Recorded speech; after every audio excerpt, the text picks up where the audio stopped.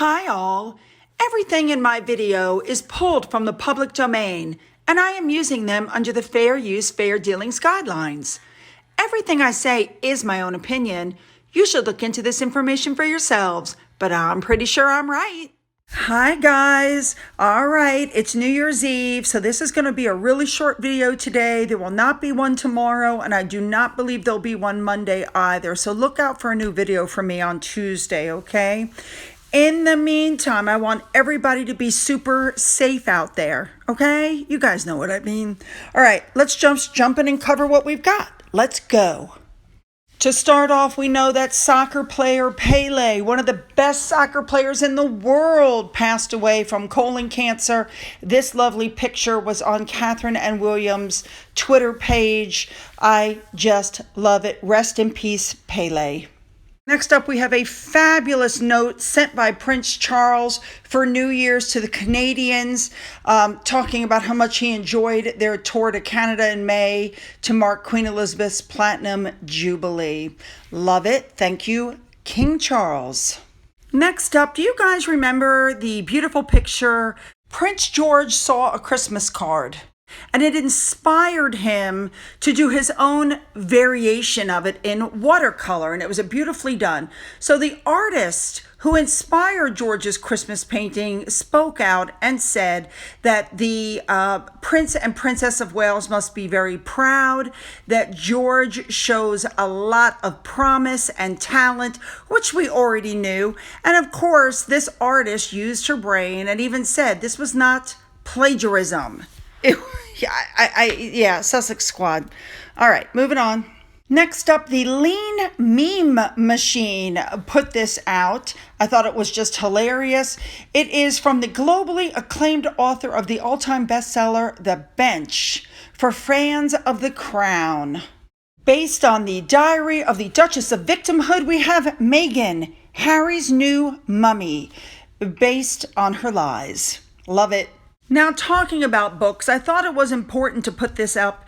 Trevor Colt put up this on Twitter, that in the new year, there are 2 books being released. One about a veteran who was on the front line in Iraq and Afghanistan, who ended up mentally broken and who then campaigned for veterans' welfare and who served Her Majesty Queen Elizabeth with honor. And the other is Harry.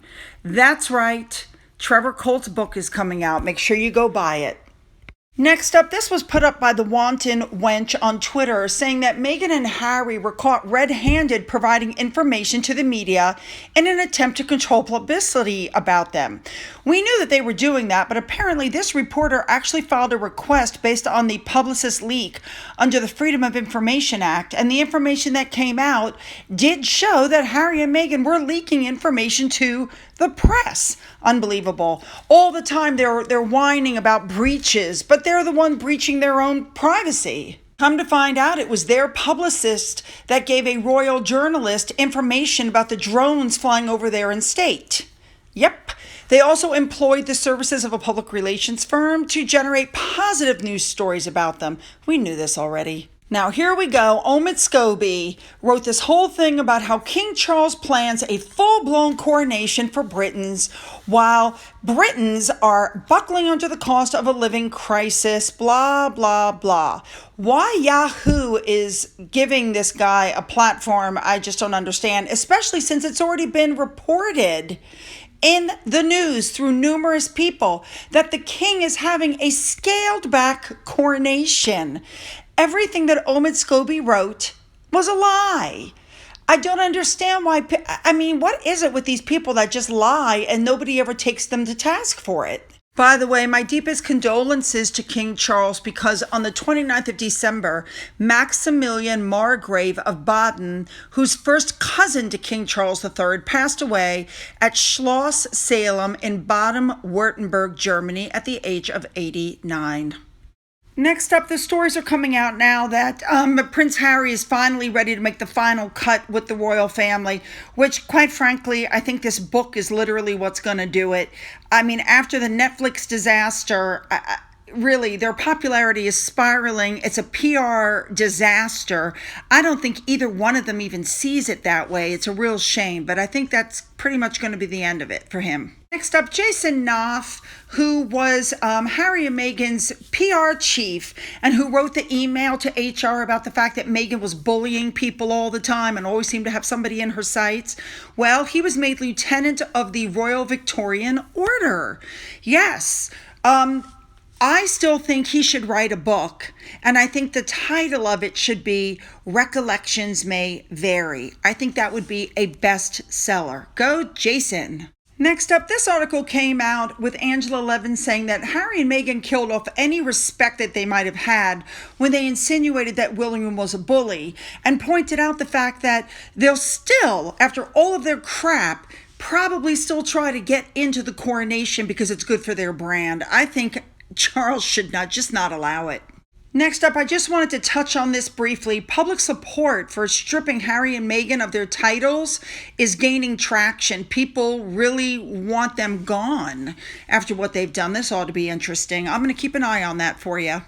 Next up, if you guys had any doubt about Meghan's love of expensive clothing and jewelry, take a look at this. She spent £79,000. That's over $100,000 in 2022 in clothing. Now, keep in mind, this is going on during the pandemic when people are going homeless and hungry and they've lost their jobs and the cost of living. But she's, instead of donating that money to charity, she's buying herself fancy schmancy clothes.